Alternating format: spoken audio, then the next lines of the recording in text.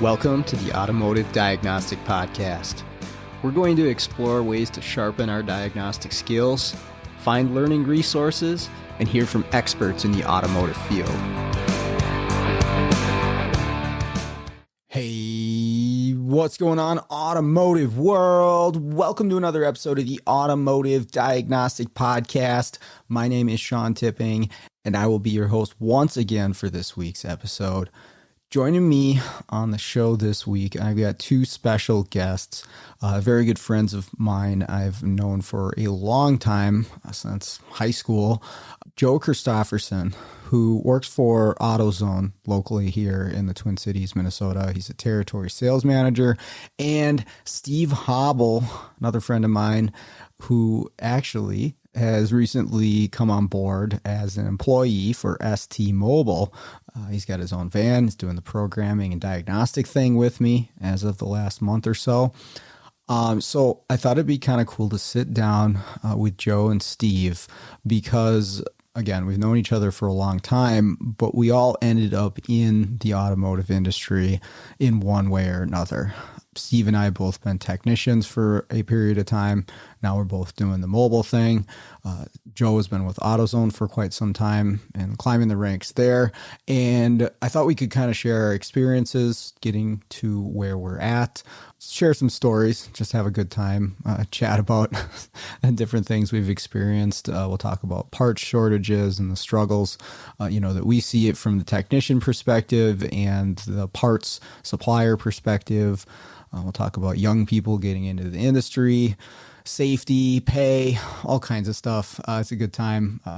Always good hanging out with these guys, and I'm glad I can share it with the listeners here. But before we get into the episode, I just want to remind everybody, today is the 26th of February, 2023. In just a few days here, we'll be down in Vision in Kansas City. March 1st, I think, is the first day. I'm driving down Wednesday.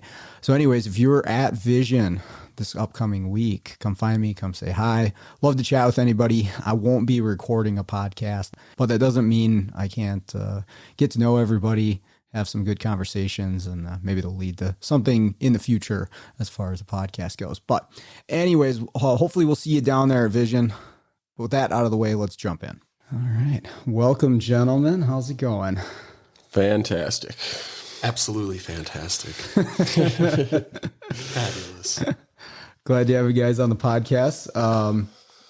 I'm creeping up on 200 episodes, and I've had a lot of different people on, but I don't think I've had people on that I know or I have known as long as the two of you. It's over 20 years. Over, yes. Oh, yeah, absolutely. Yeah, and you two even longer, right? Yeah. Back sixth grade right here. Hold on.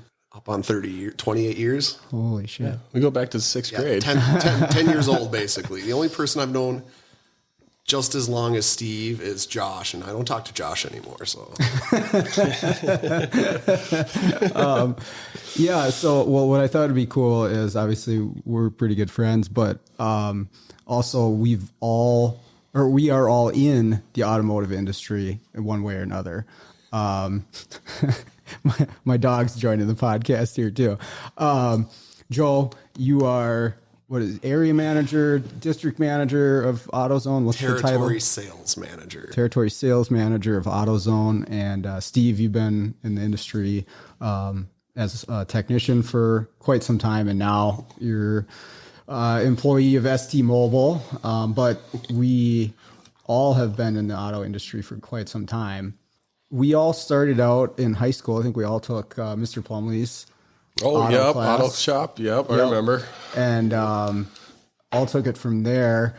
I know we all worked together at the Sinclair station. Did we all work there at the same time? Or? No, I was He just took my after job. him. Yeah. Okay. Yeah, Steve stole my job from me. Well, you got fired first, so you know. I didn't get fired per se. I was given an option: either come back on Monday with a better attitude, or don't come back. And I said, "That's great. I'll never see you again." Well, I got fired, so. Well, it's not fired when your boss goes missing, Steve. And you both worked at Tires Plus in the same town. Did you work there together or at the same time? No, me and Mike worked there together, though. That was a fun time. Okay. Yeah, I was Steve years came later. after. Gotcha. And then you worked with me at Firestone for a little while. Yep, that was a terrible mistake. How long were you at Firestone? Because you got transferred at one point or another. But You mean transfired? that's right. Yes. Yeah, let's put you in the farthest away store possible so that you quit. That was their move for And some it people. didn't even work for them. That's the best part. Well, yeah, didn't you start making more hours and doing better at that other store? Yeah, at Sunray. Okay. Yeah, and they didn't want me to leave, so. But it was choosing between buying tools or not paying student loans to buy tools. Well, that's actually interesting. You know, me and Steve, we went to the same tech school in order to get into automotive. But you took kind of a different path to get where you're at now. Yeah. I don't know how much you want to share, but it's interesting, you know, what you went to school for, what you're doing now. Well, basically, I'm the youngest of 3 kids. And my older siblings never went to college or they didn't finish college. So my dad told me I had to go and I wanted to be a mechanic, but I'm 6'3" and heavy. So my body would degrade faster than your guys's. You talking about? You get engines and trannies all day long. Actually, I was most fit keep when I them was out of working there. at Tires Plus. So, Sure. but yeah, no. So I went to school for video game design because a friend of ours told me to, and then he dipped out before graduating and joined the army. You know who you are. And then I just finished, and then my college closed down. So I basically have a worthless degree that cost $111,000. Woo. Damn. Yeah. So it was either pay the $111,000 or buy tools. Can't do both. Gotcha. So I decided to retire from the world of fixing cars and go into the world of selling auto parts. Yeah. How long you been at AutoZone now? Over 10 years as of December. Wow. Yep. What do you think of that side of things as a whole, working on the parts side? It's a much different world than being in a shop. Like you get to see so much more about what goes on and the difference between what people think we can control and what we actually control and do. When you say people, you mean Like customers. DIY or shops? Is there a difference between the two? I mean, yes, DIY customers, usually if you make one angry, you'll probably not see them for a while. But you make a shop angry, you got to talk to them 10 times a day. So you got to be careful and more wary of who how would you rather deal piss with? off. So Because you do the commercial side of things. I mean, who would you rather deal with as far as just the general public or shops? now that's a complicated question because I can do both. And Yeah. quite frankly, I enjoyed the general public more because of what I said. If you piss someone off, you may not see him again. But if you do provide really good service to someone who's respectful of you, then yes, you will get a customer who will keep coming back and they'll keep talking to you because of your knowledge and your skills. Yeah. But then the shops, you know, the flip side is every time they get a part and it breaks prematurely, it's always your fault because we sit in the back room of our store and we wind coils for alternators right there. You know? Totally. We have all that right back there in that little area. Yeah. And I'm sure, Steve, you can relate to this. The thing with aftermarket electrical components or computers or whatever, it's like, it's aftermarket. There's probably going to be an issue with it. And that's backed up by facts of putting stuff in cars and it's not working. But you as a parts salesman, again, you're not building these things. You're the medium. You're selling these. I mean, what's that like for you to deal with maybe a subpar part going out and then somebody being pissed off about it? It's always a hassle. Yeah. It's always literally a hassle. Like, how many times, Steve, has the power steering hose gone out on my Pontiac? Almost once a year. Yeah, once a year for 5 years. Every winter. And that's an aftermarket. That's an aftermarket part. Okay. And see, now, if you were to go to any auto parts store and say, I need a power steering hose, they're only going to offer you one kind. Mm-hmm. No other manufacturers really make them. And some stores make hoses, but then they tell you, oh, sorry, our hose guy's out today. We can't do that. Okay. Or find any excuse under the sun not to make a hose. Uh-huh. But now they finally offered a cold weather option, so I bought that and put it in, and then I sold my car. And told him good luck with that one. Because didn't you guys, you both helped me with my Cavalier that I drove for 13 years. How many times did we do the power steering hose on that? For sure. Yeah. At least 4 or 5. Those, 40 below days should take a toll on the power steering stuff around here. Not once did I ever complain to like my manager or my boss, like, hey, you owe me money for all 10 times I had to replace this hose. Yeah. But every single day, doesn't matter if you're in the shop side of things or if you're the do-it-yourselfer, you're always going to get people that are like, you owe me for my time that I wasted putting in your part. Well, and now you're depending on who you talk to. You got your DIY people who are not technically trained or qualified. They're just going off their own experience or YouTube. They want money back because the part failed. Well, did you put it in right? Well, why should I have to torque down a wheel bearing? That's the question I hear all the time. Why does it matter? It's a bearing. It's a precision part. It's a precision part. Yeah. Well, if it has those warnings in the box, I think that's pretty good, default to go to is, hey, it says to do it right here. And there are examples of when I used to do commercial in a store level that shops would be like, yeah, I got a torque wrench right here. Unga dunga. Zzz, zzz. Yeah. It's like, yeah, that makes a lot of sense. No, not once. I mean, okay, so you guys do offer warranty claims, though, for shops, though, right? Yes. It's how do you separate a situation where let me give you a scenario. So I'm trying to fix the car. I'm trying to figure out what's wrong. I'm ordering a mass airflow sensor. I put it on there because I think it's going to fix the problem. It doesn't. It doesn't change anything. And then I try to send that part back.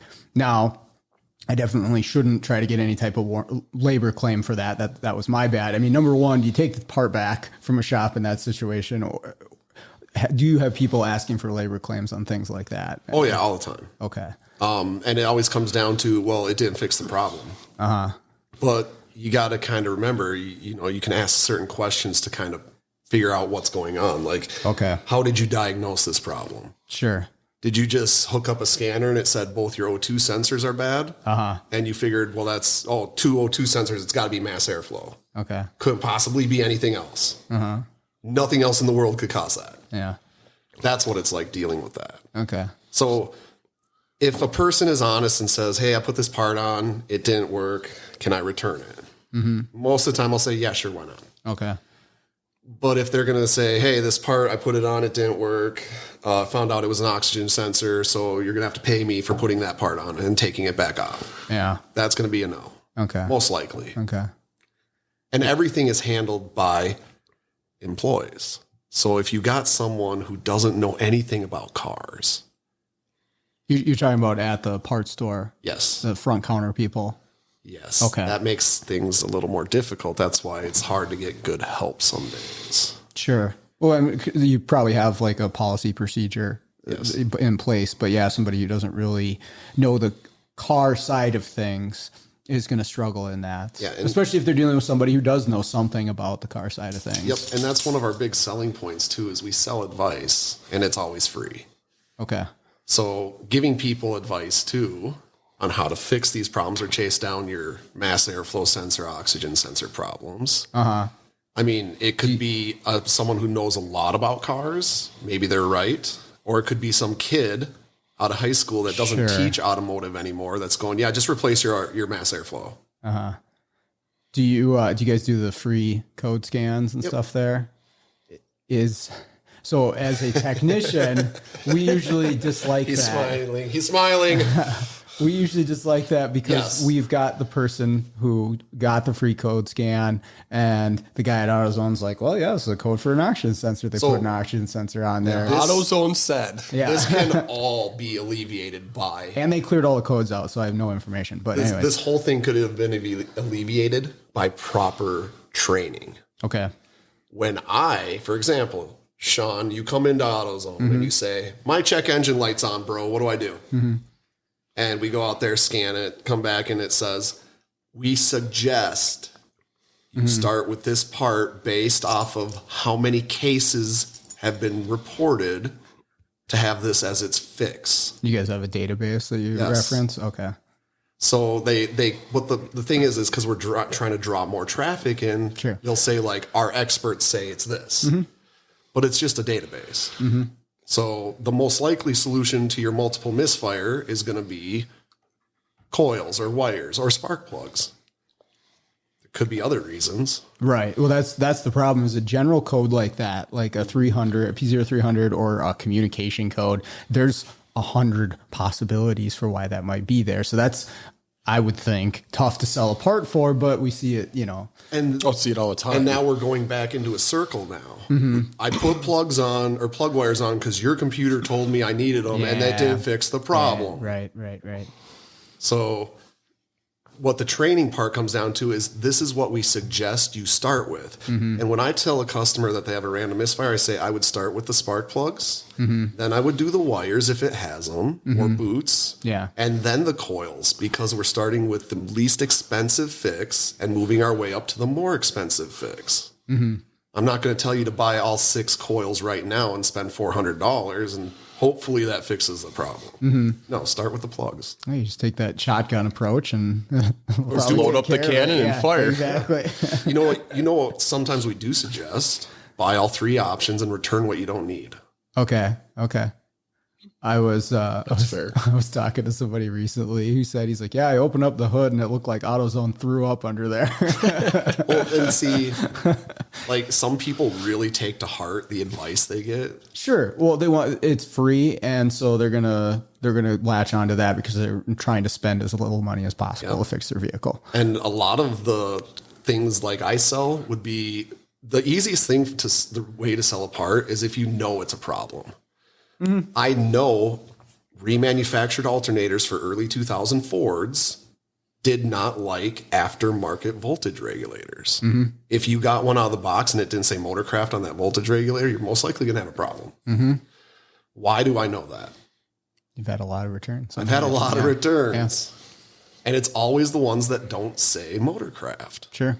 No, I know a lot of other examples. Alternators definitely seems to be one of them. Mini Cooper at a shop recently, they did 2 of them aftermarket.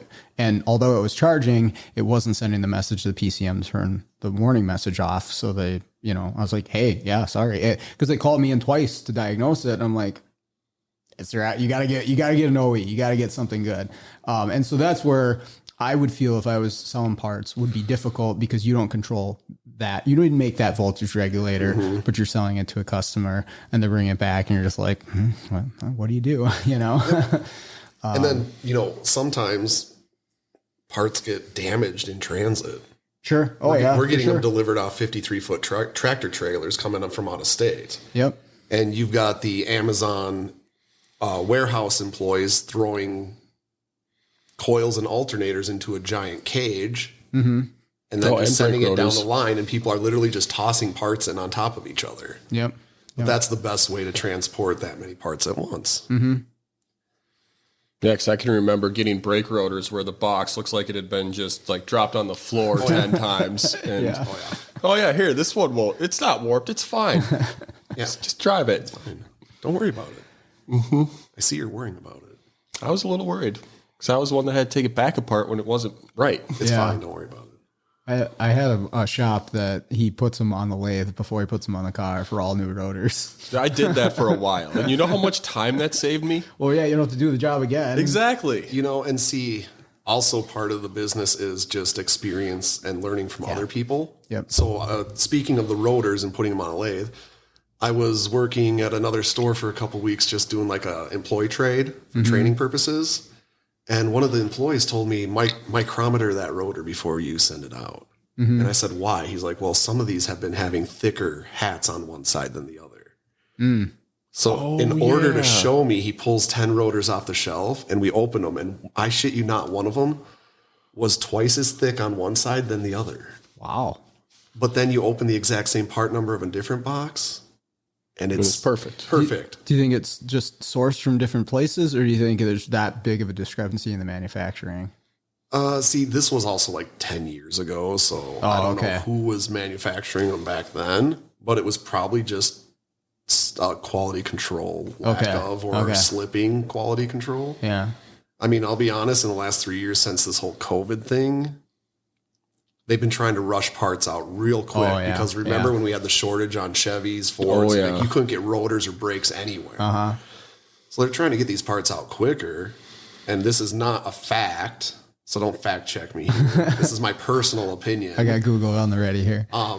I just feel like sometimes they are getting a little rushed at the manufacturing plants. Oh, there's no doubt. I mean, absolutely. The part shortage has been a problem for anybody that's in this industry trying to fix a car, regardless of what area. You know, we see it a lot with the computers and the module and chip shortage. Yep. And like the Ford TCMs, there's 100,000 of them on back order through Ford. Nobody can get these things. And so people are buying them from eBay or Amazon or whatever, and they're all junk. Mm-hmm. And, that has been really, really rough for people. And I'm sure you guys feel that too with a lot of stuff. I mean, and be careful buying parts off Amazon and eBay. I got 2 Dorman window regulators for my truck. Oh yeah. Remember that? One's not even a Dorman. Yeah. And it makes my window go up at like Mach 10. It's like down and all of a sudden, boom. I mean, it goes up and down. Yeah, it goes up and down, but you know. That's the thing is sometimes you can get something halfway decent off of eBay, but you're rolling the dice. What it's going to be, or whether it's going to be right or whatever. But yeah, that's what people are turning to. Yep. But when the part's not available, you got to do what you got to do. Yeah, exactly. Yeah. That's and you know, I've been seeing a lot of used modules and stuff because they can't get a new one. And there's a case to be made for a lot of them too, where a used is going to be better than a remand in some cases. Because sometimes, especially the modules, I feel like they just like stick them into an oven to reflow the solder. They spray paint them, put a sticker on it, and it's a remand module. It's good as new. And so you end up with a same or different problem than the original one. So I sent in an ECM to get R&R'd once for a shop. Yeah. And I won't say the company's name, but it came back and I took it out of the box and it was full of packing peanuts. And I was like, okay, cool. Styrofoam stuck to everything. Uh-huh. I grabbed the ECM and all of a sudden I lift up and it's just a plate. Where's the rest of this computer right now? I looked down. They didn't even attach the plate to the back of the computer. So in my head, I'm going, I've been waiting for this for like 3 weeks. The shop's been waiting. What do I do? So I call the shop like, hey, I don't know how you want to handle this, but it's not like attached to the ECM anymore. And he's like, well, just send it over. I'll look at it. And I look down. I'm like, okay, I'll send it over, but I got to get the packing peanuts out of the inside of the ECM now. Oh, it's so bad. I don't trust this thing. So I called the company and I was like, hey, it's part of your remanufacturing process not securing the back plate to the ECM when you rebuild it. And she's like, what are you talking about? It should be hot glued in. And I was like, it's nothing in. Yeah. It came in 2 pieces. Did you guys even fix it? Yeah. At least one step was missed. Yeah. So anyway, the shop did say it didn't work. So I sent it back and they fixed it properly this time. And when it came back, it was all perfect, glued together, and it worked. How many peanuts were still inside of it though? I wasn't going to open it and take a look, but there had to have been at least 3. Better make sure that doesn't get hot in there. Yeah. Yeah. No, styrofoam's an insulator. It'll be fine. No issues at all. Steve, how far are you on beer 2? It's almost empty. Right. Well, I'm on Monster 3, so. Getting jacked. Yeah. It's going to be an adventure. Yeah. Yeah, so Steve, you've recently taken a transition. From the world of... Congratulations, man. Mechanics. I'm just kidding. The world of wrenching to the world of pressing buttons. So much better. Working for ST Mobile. Yeah, tell me about that, like your experience in the field. I mean, you grew up like gearhead, small engines, 4-wheelers, dirt bikes, all that stuff, and you've been wrenching. And what's that like? What's the transition like? Oh yeah, like you said, I grew up working on snowmobiles, 4-wheelers, whatever. Rebuilt my first engine at like 14, so that was fun. But no, after working on cars for, what was it, like 18 years as a mechanic, this is such a nice change. It is just so much different. Like, I always go back to my hands don't hurt. Like, there's no holes in these hands. And, like, they're so clean. Yeah. Yeah. And that is my favorite part. Like, it doesn't hurt anymore. I can see all my new scars. I mean, there is that. All my scars are starting to show through, but no, it's just I don't know. It's hard to explain, but it's so much different. But I really enjoy not working on cars anymore, but still being in the automotive field. Mm-hmm. Well, that's the thing is like you spend all this time in an industry and you gain the skills and the knowledge and you know it, all the things that we're talking about, like we understand, we have the experience for all these different things that go on during a day. And so it would be tough to just transition completely to a different field. Oh, absolutely. And for what we're doing, the mobile programming, I always said I could probably train most people to program a car that know how to use a computer, but knowing the car side of it is so huge. Just something as simple as like connecting up a voltage maintainer to a side post battery, right? Like if you have somebody who has zero experience with cars, like at all, that in itself could be really challenging. Let's say the pin 16 on the OBD2 doesn't have power, right? That's going to be a major obstacle for somebody who knows nothing about versus cars. Check the cigarette lighter fuse. Yeah, you've been there 100 times, and so you know exactly what to do there. And so it really is a good way to transition. There's like certain parts about fixing cars that maybe I miss, but then I'll work on my own stuff or family stuff or whatever and kind of do like a bigger job. And I'm like, oh yeah, I don't really miss this that much. No, see, for me, it's gotten me more because like I have all the 4-wheelers and snowmobiles and stuff at home. So, lots of options. Like when I get home, when I was working in shops before, I'd get home. Last thing I wanted to do was go out in the garage and like touch the 4-wheeler or the dirt bike or the snow, whatever. But now it's like, okay, I got to go fix the 4-wheeler so I can go use it this weekend. And I'm actually excited to go get it done so I can go have fun. Yeah, it killed my passion for actually fixing stuff because I had that. That's why I got into this field. Oh, yeah. Because I took Mr. Plumley's class and I just absolutely loved it. It was great. And then as the years went on, and you do it for, 8 to 10 hours a day. And then maybe you come home and do some side work and it's like all you're doing. And then eventually you get to the point where the last thing you want to do is work on a car. And that happened to me. And like, cause I used to be into like trucks, off-roading, cool cars, stuff like that. And I completely lost it. I'm like, I don't want I want a car that gets me back and forth to work and that's it. And I don't even want to fix it. I'll just let it fall apart. Yeah. Cause for me, I got burned out when I was going to Century. Okay. Because I was going to Century for 8 hours a day, and then I would come home and work or get out of school, and I would go right to work. And the shop I worked at was open 7 days a week. So, I'm working 40 hours a week, going to school 40 hours a week. Yeah. And everything is just focused on cars. Yep. And then I took a job at a used car lot. It was a terrible idea.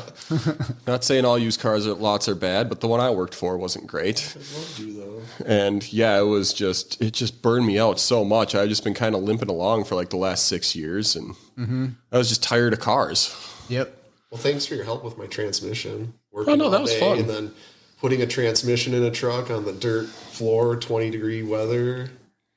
See, that I don't mind. Like, if I'm working with somebody, I have absolutely no problem and unlimited patience. And that's the other thing is, like, I at least know what to do because I know my truck well enough to unhook the drive shaft, unhook the wires, know where they go. Basically, he took the passenger side, I took the driver's side. And we just laid under the damn thing and fucking each did our own side. And just got it done. Got it done. Yep. But you see, in that scenario where I'm working with a friend, I have unlimited patience. But when I was working in the shop, as soon as one bolt didn't come out, I just completely lost all patience and just angry at the world.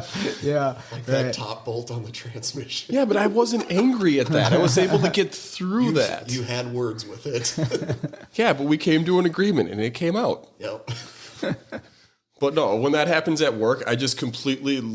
I just got to the point where I had zero patience at work and I was just angry all the time. Plus the hot, the cold. Yeah, working outside in January sucked. Working inside in the summertime where it's hot. Yeah, and we got a little bit of that with the mobile side of things too. The weather definitely plays a factor. But there's ways you can control it. Obviously, Exactly. talking to the shops. Like, You got hey, the get that cables, so inside. like Yeah. just plug in on the vehicle, sit in the van. Team viewer, Team stuff like viewer that. stuff. Because I know I have a long ways to go with where I'm at now to where you're at. Well, here's the thing though. You're really good at electrical, I would say, in comparison to the average technician. Out there. And I only can speak to that because of all the shops that I go to all the time. And again, another reason why you're perfect for this position is because you understand that side of things. Oh yeah, and that's what I was the last couple of shops I worked at. I mean, I was the go-to guy for electrical. So Yeah, Steve made my wipers on my Ford go with a fuse and some extra wires. That was we wired a toggle switch because his wiper blades. his gem module went out and his wipers didn't work. I was like, well, there's the expensive way to fix it, and there's the we could have it work in 10 minutes. There's the Joe way. Go you to want work, it fancy or you want it to work? grab a $3 toggle switch, $4 fuse, and we are golden. Stupid cab forward design. And they even parked too. Didn't matter when you turned the switch off. Oh, nice. No different speeds though, huh? Nope. Okay. I think we speed. Could have got a resistor in there or something. We just wired it to on. And it's like, okay, so if we do like 4 toggle switches, you'll have like different speeds, but Did I have it just an on off or did I do the on off on? So like up was just one wipe or slow wipe and down was like I think that's what we did. You had a 3-position switch where it was like slow and high. That's what we had. No, truck's been in the backyard for 4 years. It's not your truck anymore. I don't even know if you transferred the title. Did you get a tab notification? I have no idea. I think he transferred the title. He says he Not did. my problem. I had that happen where the title was not transferred. I sold a truck. That was your black truck, wasn't it was white. White? It was old Chevy, and Okay. I sold it to this guy who was clearly on meth, and he never transferred the title. And about 6 months later, I got a call from a car. What is it called when the car?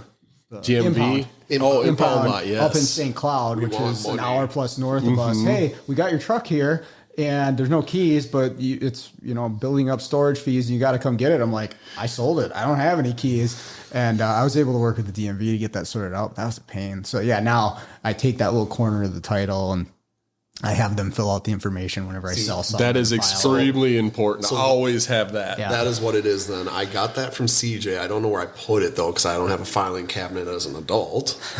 And now that I just sold my Pontiac, that was actually a last minute kind of struggle too because I was like, shit, I don't have a lien card.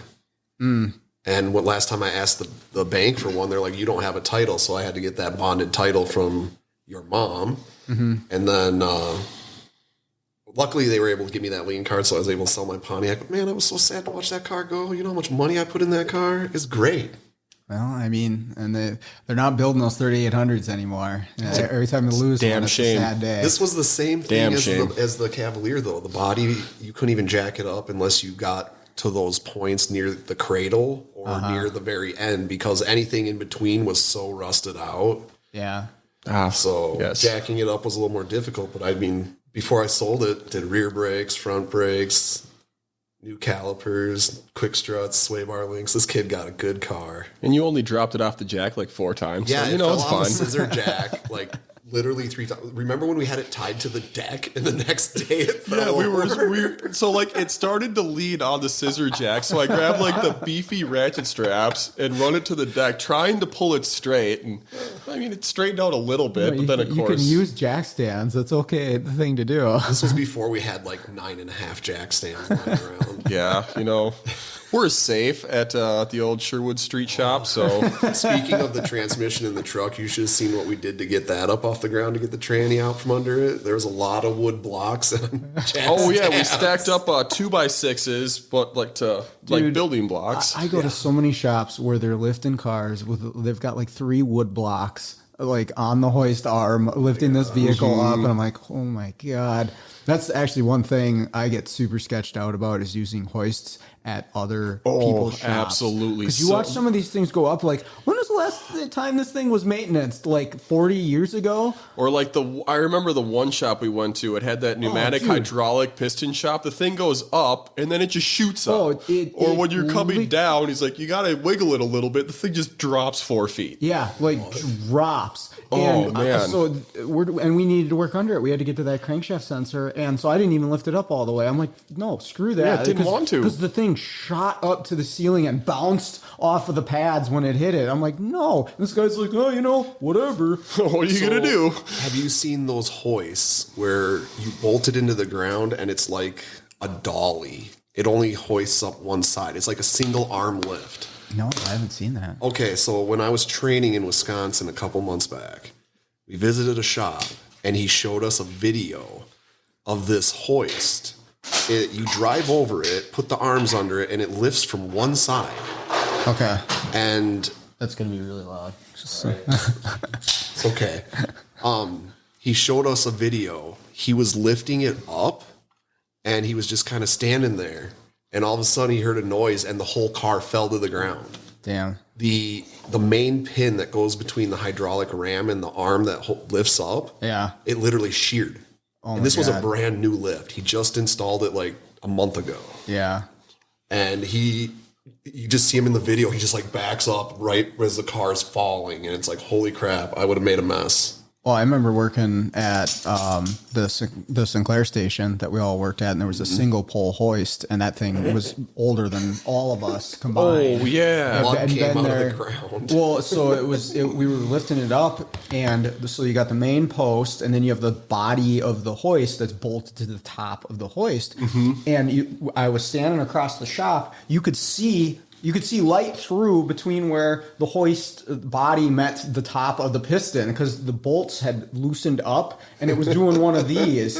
And I'm like, let's get this thing down right now. And working at the college with the students, I always told them, don't take hoist safety for granted because it's such an easy thing to do because it's so routine. You do it so often every single day and you don't really think about it. Oh, just kick the pad under there. And we got rusty pinch welds to deal with. Mm-hmm. Maybe a misoperational hoist, and that needs to be fixed. If I was working at a shop, like that shop we were talking about, the one that shot up, like I would be like, nope, I am not working on this till you get this thing fixed. I am going to go find another shop to work at. Yeah. So, because car falling off the hoist, that's no joke, man. Oh, absolutely. I mean, it's dumb. Because I worked with a guy, he was so anal about hoist safety. Like every time he lifted a truck up, like there was a screw jack under the rear bumper. Mm-hmm. And I mean, I didn't go to that level, but at the same time, it's like that's really not a bad idea to do because he would like drop it down onto the locks, go put a screw jack underneath it. And like he didn't go underneath that vehicle unless it was secure.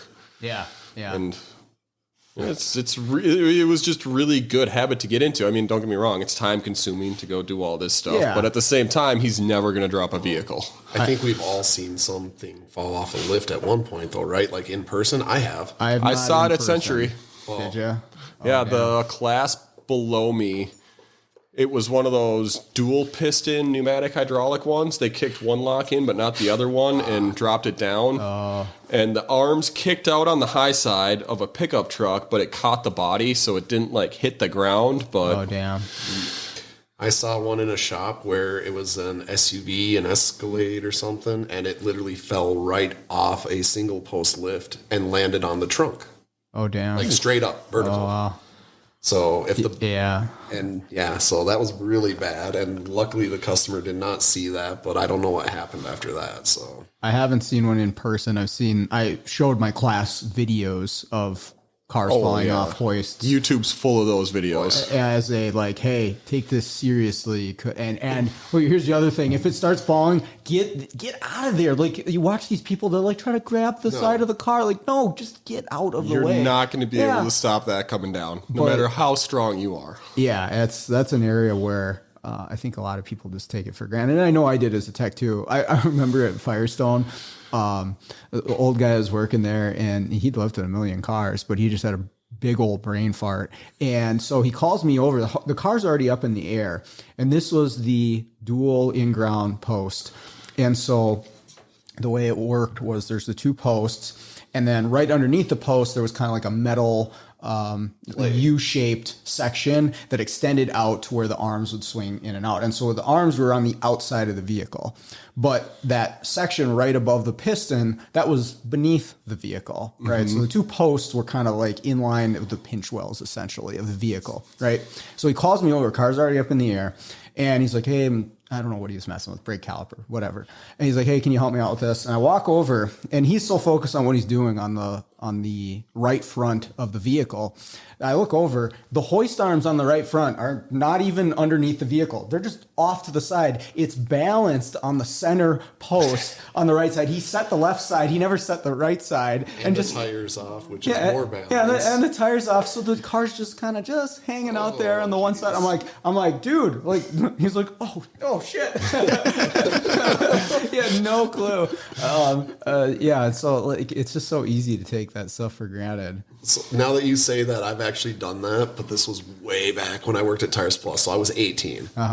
And they had just the 2-post lifts, the asymmetrical or whatever. And you have all those adapters.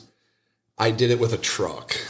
Okay. Those are the easiest to do it, because the frame would hump up in the back, so you had to put more adapters in the back. And then you take off the tires and you don't realize that the truck is sitting at such an angle downwards towards the front because of all the adapters. That when you start taking the tires off the back, it's almost teetering a little bit off the pad because the engine and all the weight's in the front. Oh, yeah. I've done that before. That's a big one is removing a major component like a transmission or something like that from a vehicle. You need to be aware of the change in weight once you where the center of gravity is going. Yeah. Like if you drop a subframe, for instance, on depends on the vehicle, of course, but you have to be aware of like, how is that going to change the weight distribution on this thing? Is it going to flip over backwards? That was. See, I didn't even think about that when we did my transmission, but the wheels were on the vehicle, and there's no way we would have gotten squished. So. Oh no, we had the jack stands in good enough points where that truck wasn't going anywhere. You were talking about lifting the engine up, and we had a jack stand at the very back of the frame with those Chevys where the frame goes up. Yeah. There was no way that was going to be the pivot point to lift the engine up. Because the engine stayed in. No, it's just one of those things you think about. You're like, if this thing falls, at least I got enough room between me and my chest to not get pinched. I used to work with a guy that'd say, well, it can only fall as far as the floor. I mean, suppose you're right, but I don't want to be under there when it happens. Yeah, I'd be worried about what's between that and the floor. Yeah. Well, there was that one time my Pontiac fell off the jack. Dude, your Pontiac fell off the jack all the time. So many times. I'm glad we're all professional technicians. Well, like when we were living in Forest Lake. I am the furthest here from a professional. Okay, right. Yeah, I just enough. have experience. I remember bench pressing transmissions when we were living in Forest Lake in your garage trying to get a car. Doing all the side work. All the stuff on the ground, man. Dude, it sucks so bad. I cannot imagine doing that. And it wasn't even heated a garage either. We'd go out in the winter and drop fuel tanks and stuff like that. A couple of shots of whiskey to warm up, and there we go. I drove by that house yesterday. Yeah, those good memories there for sure. I like that. That's a good garage. I should have heated it, but that line between the house and the garage was leaking. I never fixed it. I just I put the shut off on in the house, and whatever happened to that old stereo you had in there? Well, that was the whole thing because it was awesome. I left it there. Oh no! Didn't Hank buy it from you or something? I tried to sell it to Hank, and he couldn't come pick it up or whatever. Could put that in the but barn. It's this old record player that was in the house when I bought it in 2008 out in the garage. And this thing had tubes. You plug it in, it would take like a minute to warm up and start working. But the thing blasted music. Oh, yeah. It was perfect sound. It would fill the whole garage. And we used it the whole time. 13 years I lived there, out in the garage, 40 below, it fire up every single time. So I left it out in the garage. I'm like, you know what? It was here when I got here. I'll leave it for the next people. The day I left that house, it was sold. They had the keys and all that stuff. They call my realtor and they bitch to my realtor that I left stuff in the garage that he didn't want. And we went back and forth about it, and I came back and took a shelf that I left in there. Oh, I'm sorry, I left a shelf in the garage for you. It's something helpful. But then they agreed to keep the radio because I don't know, it's such a big inconvenience. It's a cool radio. It was like antique and everything, and I think that's why I kind of wish you still had it. Yeah, I should have taken it, but. Well, yeah, that thing had to just weigh a ton. Too. Right. Well, I don't think it ever moved. It just sat in that same spot in the garage. I think we moved it out because like a wire or something was loose in the back, and then pushed it right back. Now with all the people that have these record players and stuff nowadays, could have the vinyl thing got big, right? Yeah, back again. So what could have been? Yeah. Okay, so being in this industry for 20 years or whatever that we have been, would you tell a young person to go into the automotive industry today? Honestly, I wouldn't. So here's a story. Last summer, I was out camping with some buddies that I used to work with at a Chrysler dealership. Yeah. And we were all kind of hanging out at the bonfire in the evening, it's getting morning time. But there was like, somebody had a kid there. He was like early teens. Mm-hmm. And he was like, I'm thinking about becoming a mechanic. And in unison, the three of us went, you fucking idiot. Do not do anything else but become a mechanic. Yeah. And then we all kind of went into it because I pointed at Jason. I was like, he is the most successful mechanic out of all of us. And he hauls camper trailers around now because it pays better and it's easier. Mm-hmm. And then pointed at me. I was like, dude, I've been burned out of working on cars for years, man. Like, there are successful guys that work on cars, but there's a lot more stories of like where I feel like there's a lot more stories of me. Like, you can go in, you can fix anything, but then the money's just not there. Like, I would have made more money being an electrician than I would have working on cars. And there was a time where I actually regretted becoming a mechanic, but now they don't work on cars anymore. I don't regret that anymore. It's awesome. But no, I feel like the industry, you always see these posts online about how like everyone's complaining about wages, but that's every industry. Right. But yeah. And then like there's all these guys that saying this industry is in for a shift because if you work at the dealership, every year the times just get cut. Like the warranty times are just getting cut and cut. Because I worked at a Chrysler dealership for 3 years, and every year they made it harder and harder to collect a paycheck.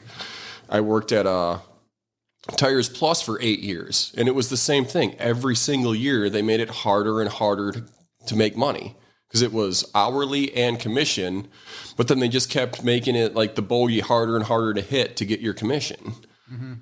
And some shops they make it so hard to make money that. Why do you think that is? I mean, it's a tough question to answer. Yeah, see, I feel like the dealership side, it's all about money. The less they pay the tax, the more whoever owns the dealership makes. Okay. And when I was working at the dealership, the service department was always kind of like the bottom of the barrel department. Like no one really cared about them. And then the corporate store, Tires Plus, I mean, that's all about the bottom dollar. The less they pay us, the more the CEO makes. They're the happier the shareholders are. Mm-hmm. And then the independent shop. So I worked at a couple of private independent shops, and it wasn't bad. Like towards the end of the last shop I worked at, I was starting to do pretty good, but I just still wasn't happy with where I was. Do you think if, let's say, the money was significantly better, would you have been as burnt out on fixing cars? Right. So like I experienced the same thing. I just, it got monotonous. It got repetitive. Okay. I've done this set of ball joints 100 times. Great. It's like almost you're on autopilot doing the stuff and your body hurts. Would money alone be enough to keep you in it? Or is there more to it than that? See, that's a really hard one to answer because I really don't know. Like if I was making, because what is it? The average journeyman level mechanic in Minnesota, or the average like master techie, I think it's like 70 or 80 grand a year. Uh-huh. And I was about 20 grand below that. So I don't know. It's a really hard question to ask because I never was in that position where like, oh, here, you're making just all the money and all you have to do is show up and do your job and not have all the comebacks. Yeah, the extra money definitely makes it easier to put up with certain things. is more difficult than the opposite, right? Yeah. But yeah, until you're in that position, it's kind of tough to answer. Because towards the end there, like my boss was talking about like, okay, if you sign something that you'll stay here for 5 years, we'll do like a 5-year deal where we'll invest in you, be it training or be it like just the company will invest where you'll get like some sort of profit sharing for the next, but it'll all pay out in 5 years. Oh. And I was kind of like, that's a big commitment. That's a big commitment. And dude, I hate working on cars, so I don't know. At this age, that's a big commitment. Yeah, for sure. So that's kind of why I turned that down. And in this world where cars are evolving so quickly. And that's the other thing, too. Every year, the cars get more and more complicated. Yes. Like, when I was at the Chrysler dealership, the Jeep Wagoneer was going to come out the year after I quit. And the optioned-out Grand Wagoneer had 76 modules, 3 high-speed data lines. It's like just... And you need 5. But why, though? And you need 5 different camshaft holders to do the timing, right? Not just one. You need 5. Oh, no, that's a Hemi. There's only one different. cam. Yeah. No, that would have been the Hemi. There's only one cam in the Hemi. That's easy peasy. But no, I just look at some of the stuff that these cars... I mean, it's all convenience, but at the same time, it's like, but why, though? Yeah. Do you think...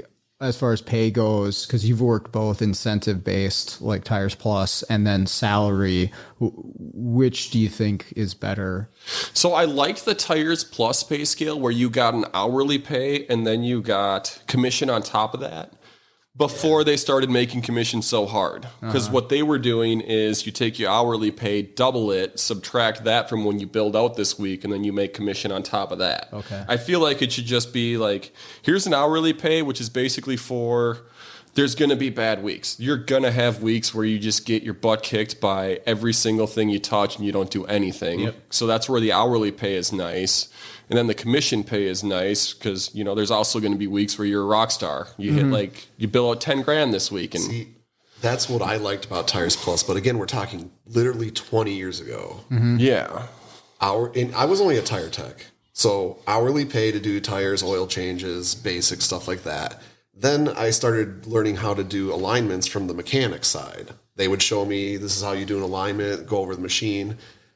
And then I'd start doing alignments because, you know, mechanics get busy with bigger jobs, or they just don't want to do the $75 alignment because it's not much commission for them. Yeah, it's not worth their time. Like a tire tech, that was easy money for me. Sure. So I was getting nice paychecks. And I got to learn how to do more than my basic job.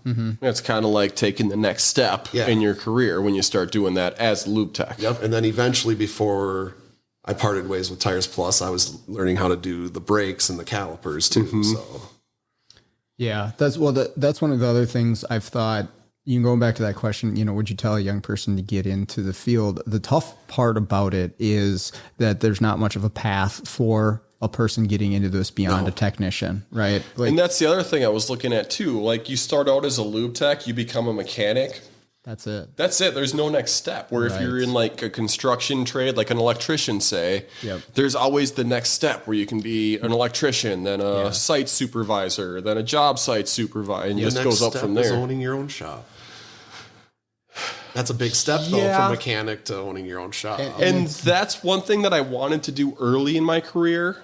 But let's be honest, to open your own shop, it's a big investment to open your own shop. And it's like apples to oranges too, right? So like the progression of position within a career is one thing, but like it's a completely left field move to go to entrepreneurship. And not that it's not beneficial, not that there's not rewards to it, but it's a whole different animal than just getting a different position with more money and more responsibilities, right? Yeah. But like with you with AutoZone, right? Like you have targets to hit to go to another position. I think even where you're at now, there's another one that you're looking forward to. Like you don't have that as a technician or a mechanic working on cars. And that's the tough part for a young person to just be like, okay, I'll be a mechanic forever. Yeah, once you make mechanic, like that's it. Yeah. So let's go back to would you recommend someone? So we've heard Steve's side as the mechanic. Yep. Now my side, the guy who didn't want to spend the money on the tools and put his body through the mechanic stuff. A lot of people made fun of me and said, aren't you just retiring early if you go into parts? Only old people sell parts. No, a lot of the younger kids they don't teach automotive in high school.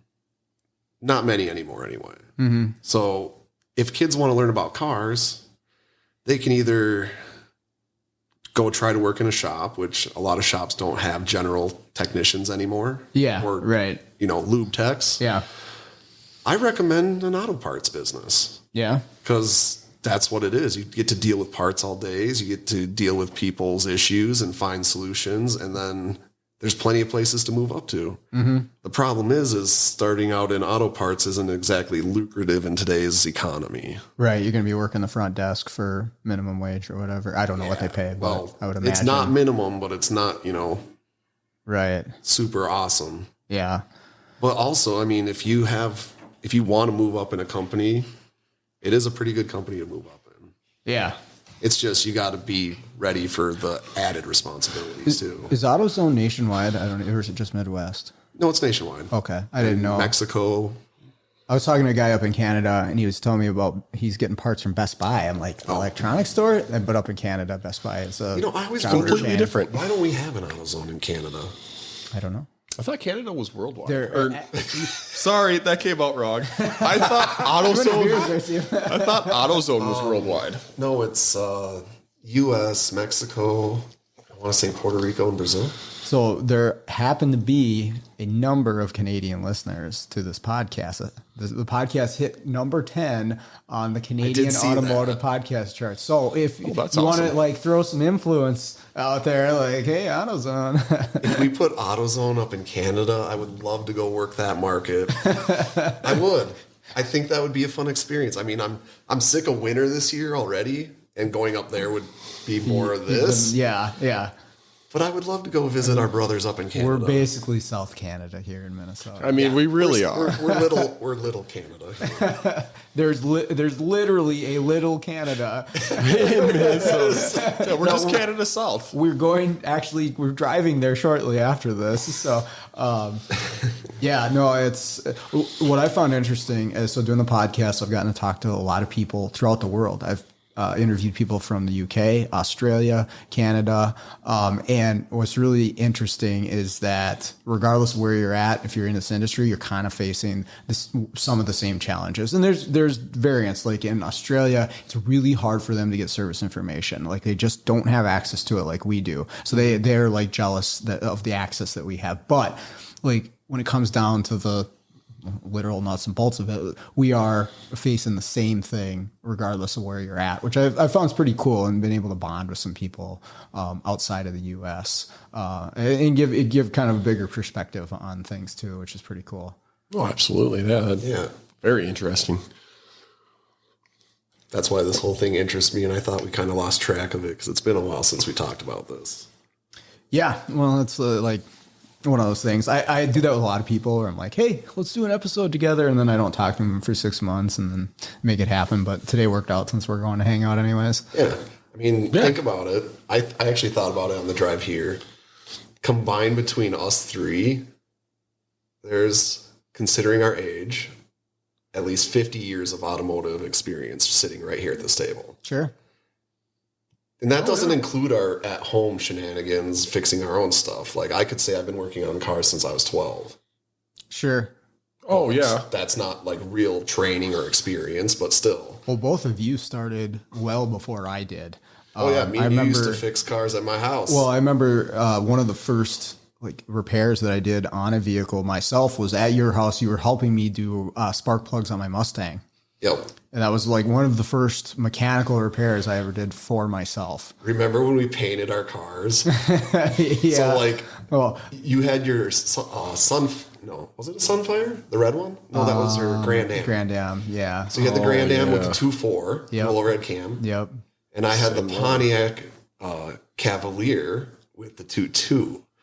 And mine was metallic blue and yours was red. And we took parts off the engine and painted them the same colors. We got the colored wire loom too to match the colors of the teenager. Yeah. Oh, dude. Oh, that was when those engines were freaking cool looking. I really had a passion for vehicles, right? Well, you remember I remember going to your house and cutting off the exhaust and putting cherry bombs on like every vehicle. I had an 87 Grand Marquis. Yeah, let's make this thing sound throaty. So I brought that up when I was visiting a shop the other day. I was in Forest Lake, and it was a shop that's attached to Bacon's. Oh, okay. And I was like, yeah, my friend that I've known since middle school has bought cars from him since he was able to drive. And he even had a cool old Grand Marquis that had shag carpet. Yep. And the guy busted out laughing because he's like, fucking Grand Marquis with shag carpet. Well, so the shag carpet was an 86 Chrysler Fifth Avenue, which was my first car. It had red leather interior, a 3-speed automatic transmission, a 318 carbureted engine, and shag carpeting. So remember your Buick Park Avenue Ultra? Oh my gosh! Remember when I stuck my finger in the alternator? Yeah, because the fan was external on it. The alternator fan is like right behind the belt, and when it's running, it's like you could barely see it. And I was like, what was that noise? And all of a sudden my finger hurt real bad. I was like, oh my God, I just knocked a couple fan blades off. I'm so glad that was plastic and not a metal external fan. I would have not a finger right now. Oh, dude, that 94 Buick Park Avenue Ultra with a supercharger on it. I would go buy that car right now if it was for sale. Ah, yes, the old 3800 supercharged. That was such a nice man. Best engine GM ever made. That's the thing. Like, you can be nostalgic about a car, which I definitely am, but like that was just such a badass engine for the reliability, the power, the fuel economy. I mean, it had it all. Like, I think they intentionally make cars nowadays, the planned obsolescence that they put into like phones and technology, the same things with cars now. It's all shit. Well, like, you name a really good, reliable vehicle in the last 10 years. I have trouble doing that when people ask me. No, their engines blow up. I know. They literally just combust. Since 2011, almost 90% of Kia engines have been under recall since 2011. Yeah, the rod bearings go on them. They have like a procedure on how to check the rod bearings for being smoked after 50,000 miles. They have codes. They have codes that's set for their engines blowing up. So that's one thing I always go back to. Everyone asks me, like, what car should I buy? I go, buy something from the 90s. Go buy a 90s Honda. The thing will outlive time itself. Exactly. Everybody's like, oh, EV, whatever. Go buy a 90s Honda Civic. You're all set. You're getting 38 miles to the gallon. The thing's super cheap to fix. Well, even my Grand Prix, it was an 06. Series 3, 3.8. Yep. Non-supercharged. And it was California emissions. I hated that so much, but whatever, it had remote start. I sold that car just over 220,000 miles, and it still gets 35 miles per gallon on the freeway. Yeah.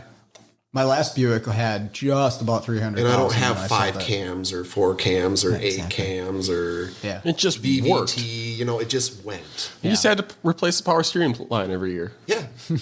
It was 6 feet long and it only had to go 3 feet. See, that's the thing. I had that Grand Prix. What was that? Like late 90s, early 2000s Grand Prix with a supercharged 3.8. That was one of the best vehicles I ever owned. I still kick myself for selling that thing. Super rusty, but supercharged. Dude, I paid $100 for this car, put 4 tires and 4 struts on it, and drove it for a year. I should have held on to it because that was just the coolest car. That is one of the hidden benefits to being a technician that I would tell my students about. Is like, okay, look at your salary, sure, okay, that's great, but also consider how much money that you're going to be able to save yourself by not having a car payment and being able to fix your car yourself. And over the years, the deals you run into on cars. Yes. Oh, $100. Yeah. There's been many cars where I bought for $500 and it's been a perfectly good vehicle. Yeah. Me and Steve were just talking the way here. Yesterday, I was working Forest Lake again. I found this shop. I'm like, oh, he doesn't have any delivery, so he must be a walk-in. It was the address to a buddy of his who I bought my Silverado from. And it was 2 years ago now that I bought it, literally January 2 years ago. $375 for an 01 Silverado with 4-wheel drive, and it runs and drives. Yeah, he drove it home. Nice. Drove it home. Yep. Slight front end damage. Slight. Yeah, they're not perfect, but The Dodge I have out there, I bought for $3,000, and it's from California. It's zero rust on it. It just needed the axle replaced, and I mean, it's a super, super nice truck. I could flip it for $10,000 easy right now if I wanted to, but it's a super nice truck I got for a good deal. And it's rust free. Yeah, it's rust free.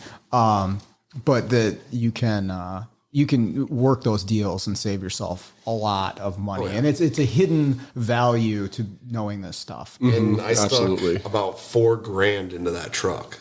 So yeah, I got it for $375, but now it's got a really good reman transmission installed, and it's still running great. Yeah. It's got all new brake lines, new, those Dorman fuel lines. Oh, the nylons. Yep, I remember the doing nylon flexible metal ones, stainless. Sure. It's got those in there. If you're not up in the Rust Belt, you don't understand why that's so awesome. But did all the brakes, complete everything, 4-wheel drive encoder, motor, transmission, all the fluids, put a flatbed on it. Awesome. Wisconsin flatbed. Not just a flatbed, but a green treated flatbed. Green treated flatbed, yes. It's made out of wood. Yes, it is a wooden handmade flatbed. Guaranteed not to rust ever. I cut wheel wells into it that are perfectly symmetrical, and it's got sequential turn signal LEDs. So you know which way I'm going because it tells you. Take that, Mustang. Well, BMW drivers, they're also jealous. They do not use indicators. That's what I'm saying. I hope you're listening, Colin. Well, that's the other thing is why I probably would encourage a young person. Obviously, I got a bias, and I was in the college. Yeah, you were an instructor for a while. But the other thing that you get from this is some transferable skills, and you can fix a lot more stuff than just cars, right? In your home, the odds are if you're a mechanic, you can probably take care of a lot of the stuff in your house too, rather than calling somebody else. And I know all of us have done that over the years. Like, okay, your furnace goes out, and then you figure out, okay, the flame sensor works this way, and the heater element's just a resistor, and you can check, you can do all the basic checks, right? And figure this stuff out in the same way that you do fix the car. And so I think because the car is a conglomeration of so many different areas, electrical, mechanical, plumbing, welding, so on and so forth, that all of a sudden you can take these things to other areas too. And that's a benefit that not every career path has, right? If you're absolutely. An accountant, like you can only do, not that that's not transferable skills, but like you're pretty narrow focus really good at on what you can do. Yeah, you're not gonna be able to fix your stuff. You're not gonna be able to, that's one area of being in a trade like this, I think is really beneficial to people. Yeah. And part of that goes up to the house I grew up in. Like, my dad was in the trade, so I mean, he was an electrician, but same thing. I just view that as all the trades. Like, automotive, you have more skills in everything because it's electrical, plumbing, hydraulics. Yep. But that's also the challenge. Is if you're going to get into it, you have to master at all of those different areas. Well, and Steve's so good at electrical and diagnostics that he found out his furnace had a very flawed design when he bought the house. That circuit board.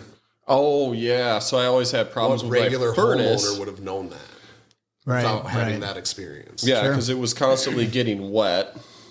But like you said, it was a poor design. Who could have figured that out? Well, okay. So what? I called the furnace repairman, and he's like, "Oh yeah, $10,000. I'll give you a new furnace and AC unit." And I was like, "Okay, I'm going to hold off on that." So I spent $3,000, got a new furnace and AC unit and a coil, and installed it all myself. Yeah. Supposed to admit that on the radio. Oh, it doesn't matter. I'm the homeowner. I can install anything I want in that house. Yep. And I'm licensed to handle refrigerants, so that's okay too. The problem is, though, is they didn't tell me when they were firing up the furnace for the first time and let me get escaped from the house and down the road a little ways. With the cat or something, Oh, dude, I did that at my old house before I sold it. I had put in a furnace, and when you fire that thing up for the first time, holy shit, yeah.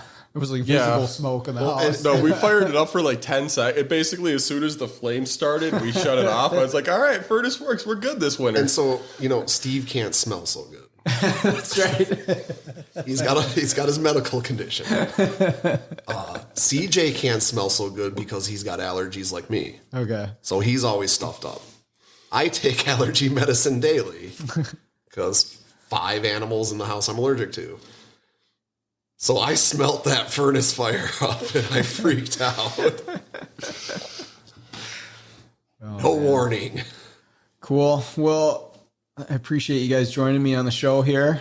That was fun, and It's been fun. yeah, we're gonna go have some more fun. Go see Bert Kreischer, so it should be a good time. Mike said he's going to have his shirt off the whole time. I believe it. I hope he does. Sweet. All right, that's going to do it for this week's episode. Big thank you to Joe and Steve for joining me on the show this week. Really enjoyed it. Hopefully you did as well. Want to say thank you to everybody listening and all the feedbacks that I've gotten on the show. Always appreciate that.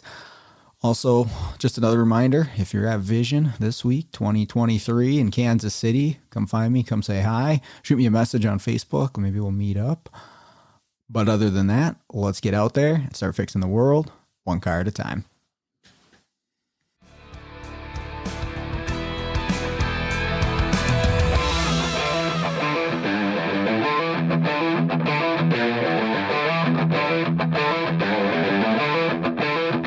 Yeah.